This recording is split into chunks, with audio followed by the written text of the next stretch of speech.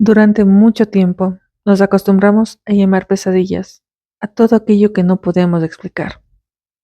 Nos quedamos en la superficie, en el miedo que paraliza. Pero el miedo es solo una capa. Debajo de él existe una red de energías, frecuencias y presencias que siempre han estado ahí, esperando a ser comprendidas.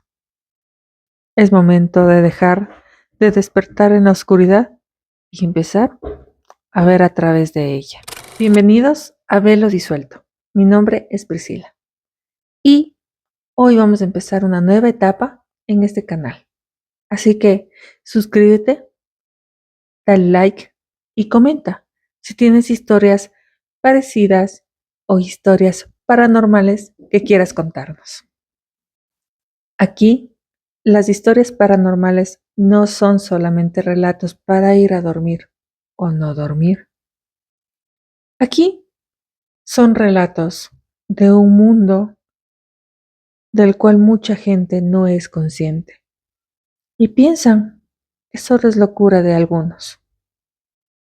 ¿Te animas a escuchar esta historia con la que vamos a empezar nuestra nueva etapa? La cual titula El sacrificio de los inocentes. Hay juegos que abren puertas que no sabemos cómo cerrar. En una antigua casa familiar, donde el tiempo parece detenerse entre paredes de adobe, dos primos compartían una infancia llena de reglas estrictas. En aquel entonces, la cocina era el refugio de los adultos, un lugar de café, murmullos y secretos, donde a los niños les estaba prohibido entrar y mucho menos escuchar. Tras la merienda, bajo la vigilancia de las sombras del pasillo, los niños se refugiaron en la sala. El aire se sentía denso, cargado de esa energía antigua que solo las casas de las abuelas poseen. Con la curiosidad como única guía, decidieron imitar lo más sagrado que conocían, la Eucaristía.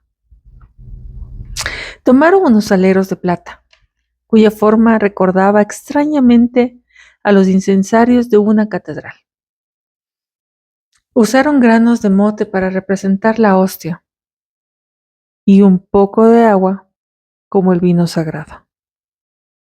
El niño, asumiendo una autoridad que no le pertenecía, comenzó a recitar los salmos que había memorizado en misas, mientras la niña, con devoción genuina, se arrodillaba para recibir el sacramento de manos de su primo.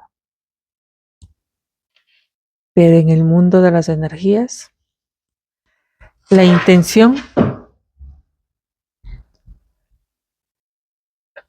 es una invocación.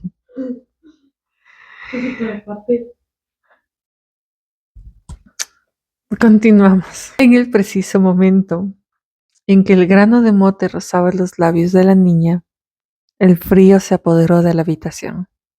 No era un viento, era una presencia.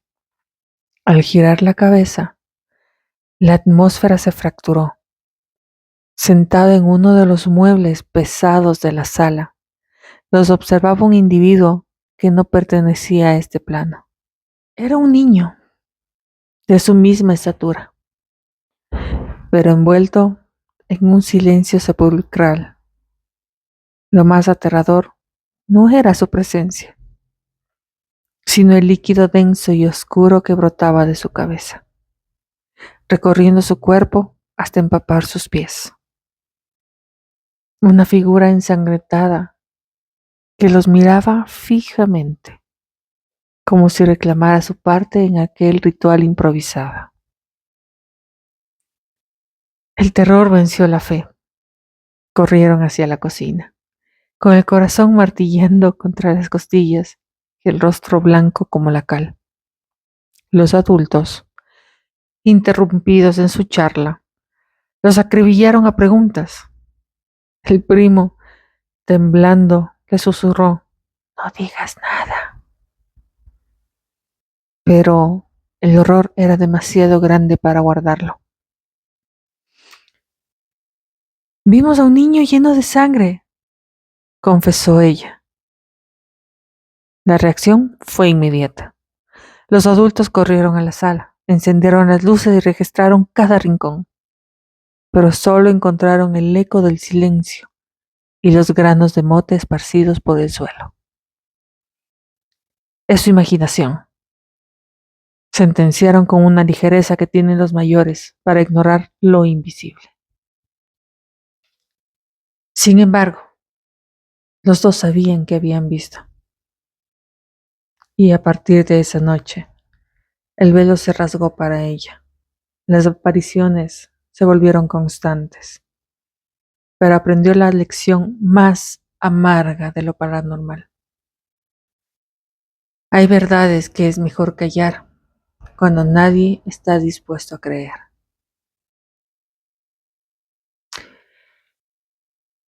El velo de la adultez. ¿Por qué los adultos no pudieron verlo y creerlo? Les escribí un pequeño relato del por qué los adultos no pueden verlo. A menudo nos preguntamos por qué los niños son los principales testigos de lo inexplicable. La ciencia lo llama imaginación, pero desde la perspectiva de la energía, la explicación es mucho más profunda. Los niños poseen una aura limpia, una frecuencia vibratoria que aún no ha sido contaminada por el escepticismo o las estructuras de la lógica moderna. Para ellos, el velo es casi transparente. Cuando aquellos dos primos jugaron a ser sacerdotes, no solo imitaron un rito, sin saberlo, generaron una apertura energética. Utilizaron símbolos de fe en un lugar cargado de historia. Y esa energía trajo a quien yacía en la penumbra de la casa. Los adultos encerrados en su mundo de conversaciones lógicas y ruidos cotidianos habían perdido la capacidad de sintonizar esa frecuencia. Su incredulidad actuó como un escudo, pero también como una venda.